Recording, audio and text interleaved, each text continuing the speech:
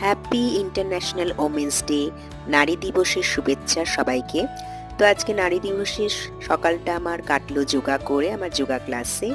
ওখানে বেশ আনন্দ করলাম আমরা। তারপরে আমার বন্ধু মোনালিসা আর আমি মিলে ভাবলাম একটু নারী দিবসটা ছোট্ট করে নিজেদের মতো সেলিব্রেট করি। তো পাশেই সিসিটি ছিল, তো ওখানে আমরা চলে গেলাম।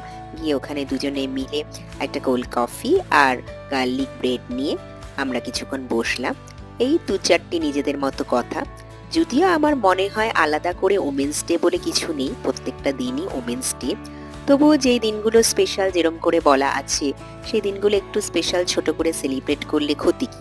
তো সেটাই আমরা দুই বন্ধু মিলে সেটাই করছিলাম। তো একটু টুকটাক দুজনে মিলে কথা বলে আর একটু ছোটখাটো নিজেদের মতো করে কাটিয়ে তারপর একটু ফটোশুট করলাম। যদিও আমরা একেবারেই রেডি ছিলাম না, সার্টেন প্ল্যান ছিল, তবে ওই আর কি, সবসময় প্ল্যান করতে হবে এরকম কথা নেই।